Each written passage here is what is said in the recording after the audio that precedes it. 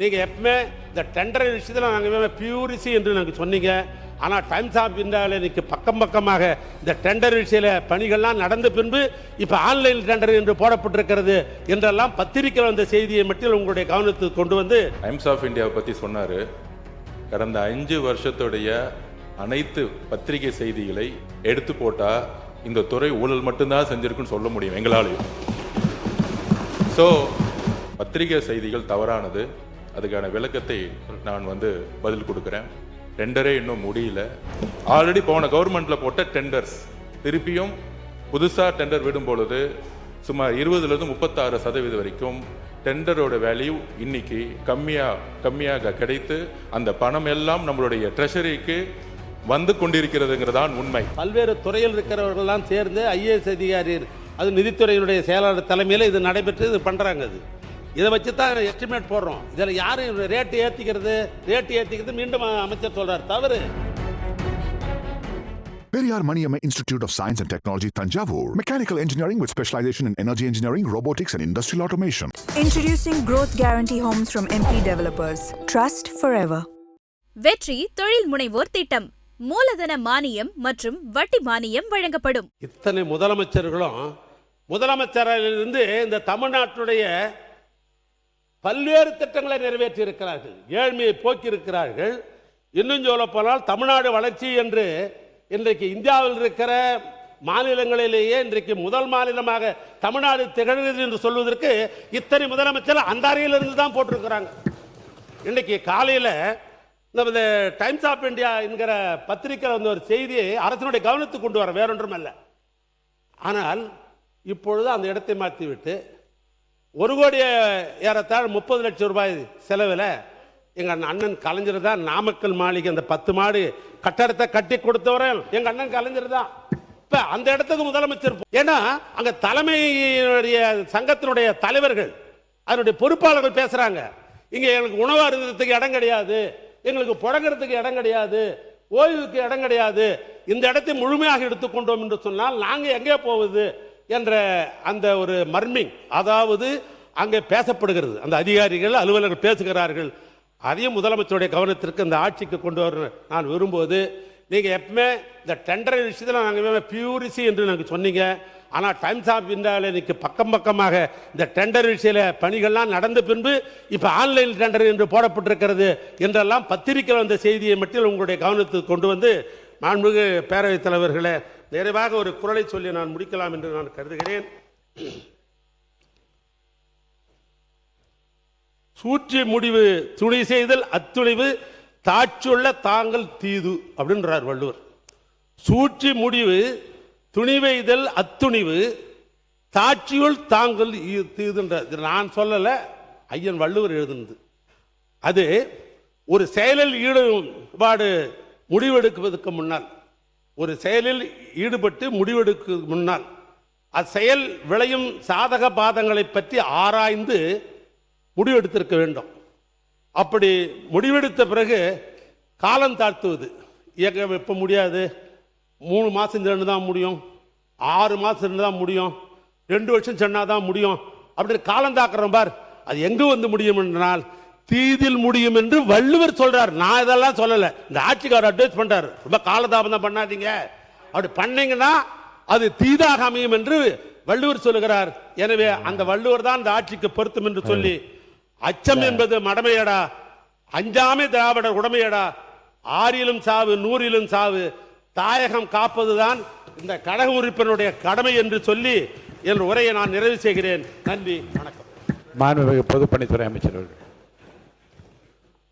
மாண்புமிகு பேரவைத் தலைவர்களே, மூத்த உறுப்பினர் தன்னுடைய பேச்சை சிரிச்சுக்கிட்டே, பொதுவாக ஊரில் ஒரு பழமொழி சொல்லுவாங்க, இந்த வாழைப்பழத்தில் ஊசி ஏற்றி அந்த வாழைப்பழத்தையே மக்கள் கொடுப்பாங்களாம்.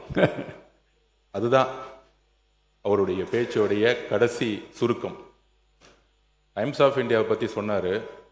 கடந்த 5 வருஷத்துடைய அனைத்து பத்திரிகை செய்திகளை எடுத்து போட்டால் இந்த துறை ஊழல் மட்டும்தான் செஞ்சிருக்குன்னு சொல்ல முடியும் எங்களாலையும்.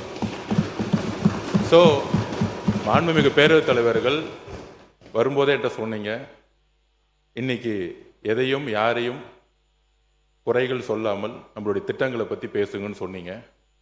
பத்திரிகை செய்திகள் தவறானது. அதுக்கான விளக்கத்தை நான் பதில் கொடுக்குறேன். டெண்டரே இன்னும் முடியல. எங்களுடைய முதலமைச்சர் சொன்னது உண்மை. அதுல ஒன்று சொன்னால் ஸ்கெடியூல் ரேட் ஏன் இன்னும் அனௌன்ஸ் பண்ணலன்னு அதுக்கும் ஒரு காரணம் இருக்கு. எங்களுடைய முதலமைச்சருடைய உரைக்கும் ஸ்கெடியூல் ரேட் அனௌன்ஸ் பண்ணாததுக்கு ஒரு காரணம் இருக்கு. இன்னைக்கு ஸ்கெடியூல் ரேட் அனௌன்ஸ் பண்ணோம்னா பொதுவாக சிவில் ரேட்டுடைய விலைக்கு ஏற்ற மாதிரி பண்ணணுங்கிறது எங்களுக்கு தெரியும். பொதுவாக 3%, 5%, 7% பொதுவாக விலை ஏற்றுவார்கள்.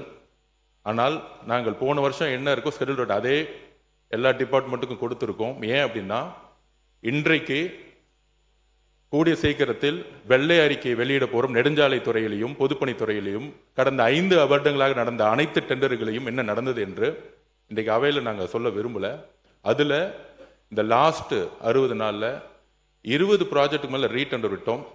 அதோடைய பாசிட்டிவ் ரியாக்ஷன் என்ன, முதலமைச்சர் சொன்ன மாதிரி ஹை வேல்யூ போட்டாங்க அப்படின்னு சொன்னது உண்மை. சுமார் 20% 36% வேல்யூ கம்மியா இன்னைக்கு டெண்டர் வந்து கொண்டு இருக்கு. அதை இந்த மாமன்றத்தை தாக்கல் செய்ய நாங்க ரெடியா இருக்கிறோம். ஆல்ரெடி போன கவர்மெண்ட்ல போட்ட டெண்டர்ஸ் திருப்பியும் புதுசா டெண்டர் விடும் பொழுது சுமார் 20% 36% வரைக்கும் டெண்டரோட வேல்யூ இன்னைக்கு கம்மியாக கிடைத்து அந்த பணம் எல்லாம் நம்மளுடைய ட்ரெஷரிக்கு வந்து கொண்டிருக்கிறதுங்கிறதான் உண்மை. இதை என்னுடைய பதில் குறிப்பில் சொல்றேன். அப்புறம் மாண்புமிகு முதலமைச்சருடைய அலுவலகம் செக்ரட்டரியேட் கட்டணும்னு கலைஞர் நினைச்சாரு. அதுல ஏதாவது உடன்பாடு இல்லாம இருக்கா? மாண்புமிகு அம்மா அவர்கள் ஒரு புது செக்ரட்டரியேட் கட்டணும்னு நினைச்சாங்க. அதுலயும் உடன்பாடு இருக்கும். பட் கால சூழ்நிலை ஏன் செக்ரட்டரியேட் கட்டணும்னு நினைச்சாங்க? அரசு அலுவலர்களா இருக்கட்டும், முதலமைச்சர் காலையில 9:30 மாலை 5:05 பல்வேறு தரப்பு அரசு ஊழியர்களாகட்டும், வெளிநாட்டு பிரதிநிதிகளாகட்டும், நம்மளுடைய விசிட்டர்ஸ் ரூம் பார்த்தீங்கன்னா தெரியும். ஒரு வெளிநாட்டில இருந்து ஒரு அமெரிக்கன் கான்சுலேட்டோ ஒரு வெளிநாட்டு அதிகாரிகள் வரும்பொழுது உட்காரக்கூடிய இடம் இன்னும் அப்டேட் செய்யப்படலை. இதுதான் கலைஞரும் சரி அம்மா அவர்களும் சரி ஒரு செக்ரட்டரியேட் கட்டணும்னு நினைச்சாங்க. அப்ப முதலமைச்சருடைய வேலைப்பளு புதிய திட்டங்களுக்காக அவரை சுத்தி கிட்டத்தட்ட ஒரு 200 பேர் இன்னைக்கு ஒரு நியூ விஷன், ஒரு புதிய மாற்றத்தை உருவாக்க, ஒரு நியூ ரீஸ்ட்ரக்சருக்காக தன்னுடைய அலுவலகத்தை எல்லோரும் அமரக்கூடிய முதலமைச்சர் தான் மட்டும் நல்ல ரூம்ல உட்கார்ந்தா பத்தாது. அங்க இருக்கக்கூடிய நீங்க பாத்தீங்கன்னா தெரியும். இப்ப கூட நீங்க உள்ள வரலாம். S1 S2 முதலமைச்சருடைய S1 S2 S3 S4 ஒரு 100 ஸ்கொயர் ஃபீட் கூட இல்லாத ஒரு ரூம்ல உட்கார்ந்து அவங்க வேலை பார்த்துட்டு இருக்காங்க. அப்ப முதலமைச்சருடைய பரந்த உள்ளம் அனைத்து அதிகாரிகளுக்கும் ஒரு நல்ல வசதியான இடம் வேண்டும் என்கின்ற ஒரு உணர்வுடன் தான் தன்னுடைய அலுவலகத்தை அவரை சுத்தி கிட்டத்தட்ட 80 பேர் உட்கார்ந்து வேலை பார்க்கும்போது அங்க சரியான கழிவற வசதி கூட கிடையாது. நீங்கள் இப்பொழுதும் போய் பார்க்கலாம். இதற்காக தற்காலிகமாக ஒரு ஏற்பாடுக்காக தான் இந்த இடத்தை மாத்துறாங்களே தவிர இதை மற்ற உறுப்பினர்கள் சொல்லும் போது கூட இது ஒரு அவருடைய வசதிக்கோ அவருடைய தேவைக்கோ அவர் கிடையாது. அவரு இன்னைக்கும் சொல்றோம், நாங்க கேம்பெயின் போகும்போது ஒரு சாதாரண ஹோட்டல்ல ஏன் வண்டிலேயே வேன்லயே படுத்துட்டு சாப்பிட்டு அங்கேயே ஒரு 2 மணி நேரம் இருந்துட்டு போறக்கூடிய ஒரு எளிமையான முதல்வர் எங்களுடைய முதல்வர். அதனால இந்த தவறான தகவல்களை அவைக்கு எதுவும் தெரிவிக்க வேண்டும் சொல்கிறேன். மித்த எல்லா கேள்விகளுக்கும் என்னுடைய பதிலறிவில் நான் தெரிவிக்கிறேன். மாண்புமிகு உறுப்பினர் திருமதி தாஹிரா அவர்கள். சரி. மாண்புமிகு பேரவைத் தலைவர்களே, நான் ஏற்கனவே விளக்கமாக சொல்லிட்டேன். இது இந்த ஆட்சியும் சரி 6 ஆட்சிக்கு வந்தாலும் இந்த ஷெட்யூல் ஆப்ரேட்டர் 1947 இருக்கிறது. இது இப்போ புதுசாக இல்லை. இது தனிப்பட்ட அமைச்சர்கள். இப்போ பொதுப்பணித்துறை அமைச்சர்னா இவர் தயார் பண்ணிக்க முடியாது. பக்கத்தில் நம்முடைய அமைச்சர் இருக்கிறார், அவர் தயார் பண்ண முடியாது. இது பல்வேறு துறையில் இருக்கிறவர்கள்லாம் சேர்ந்து IAS அதிகாரி, அது நிதித்துறையினுடைய செயலாளர் தலைமையில் இது நடைபெற்று இது பண்ணுறாங்க. இதை வச்சு தான் எஸ்டிமேட் போடுறோம். இதில் யாரும் ரேட்டு ஏற்றிக்கிறது மீண்டும் அமைச்சர் சொல்கிறார் தவறு. நான் டெண்டர் போடுகிற பொழுது ஒப்பந்ததாரர்கள் தனக்கு வேலை கிடைக்கணும். எப்படியாவது சில பேர் என்ன பண்ணுவாங்க, ஒப்பந்ததாரன்னு கேட்டீங்கன்னாக்கா நமக்கு லாபம் கூட வேணாம், நம்ம இருக்கிற ஆட்களுக்கு சம்பளம் கொடுத்தாலும் சும்மா வச்சுன்னு சம்பளம் கொடுக்க முடியாது, மிஷினுக்கு டீசல் ஊற்றி ஆகணும் அப்படின்ற அடிப்படையில் கூட லோ டெண்டர் போடுவாங்க. அது ஆட்சிக்கோ அமைச்சருக்கு சம்பந்தம் இல்லை. ஏன்னா அந்த ஷெட்யூல் ஆஃப் ரேட் முடிச்சுட்டோம்னா டெண்டர் போட்டுட்டோம்னா முடிஞ்சது. இன்னும் சொல்ல போனால் இன்னைக்கு அமைச்சர் மானிய கோரிக்கையில் இன்னைக்கு என் துறைக்கு இவ்வளோ பணம் வேணும்னு உங்ககிட்ட கேட்கிறாரு. பாஸ் பண்ணிட்டா முடிஞ்சிடுச்சு அந்த வேலை. இல்ல இல்ல அப்படி கிடையாது. அதிகாரிகள் எந்த திட்டம் திட்டினாலும் அமைச்சருடைய கவனத்திற்கு வராமல் திட்டம் எதையும் ரிலீஸ் பண்ண முடியாது. இது என்னுடைய நேரடி கண்காணிப்புக்கு வந்த பிறகுதான் எல்லா துறையோடைய அதிகாரிகள் சேர்ந்தாலும் ஷெட்யூல் ஆஃப் ரேட் பொதுப்பணித்துறை அமைச்சர்கிட்ட வந்து தான் ரிலீஸ் செய்யப்படும். அதை நான் பதிவு பண்ணிட்டேன். போன வருஷம் இருந்த ஷெட்யூல் ஆஃப் ரேட்டை வந்து நாங்கள் வந்து மெயின்டைன் பண்ணிட்டு இருக்கோம். அது ஏன்னா இப்போ நம்ம ஒரு 7% 10% ஏற்றிட்டா இப்போ டெண்டர் விடக்கூடிய இடத்துல நாம் சொல்ற மாதிரி முன்னாடி அதிகமான வேல்யூ பண்ணி டெண்டர் விட்டதெல்லாம் இன்னைக்கு வந்து 20% 36% வரும்பொழுது இந்த ஷெட்யூல் ஆஃப் ரேட்டை வந்து கம்பேர் பண்ண ஆரம்பிச்சிருவாங்க. இன்னைக்கு இருக்க ஷெட்யூல் ஆஃப் ரேட் படி தானே அவங்களும் விடுறாங்க அப்படிங்கிறதுக்காக இதை எங்களுடைய வெள்ளை அறிக்கையில் தெளிவாக நாங்கள் பதிவு பண்ணுவோம். Periyar Maniamma Institute of Science and Technology, Tanjavur. Mechanical engineering with specialization in energy engineering, robotics and industrial automation. Introducing Growth Guarantee Homes from MP Developers. Trust forever.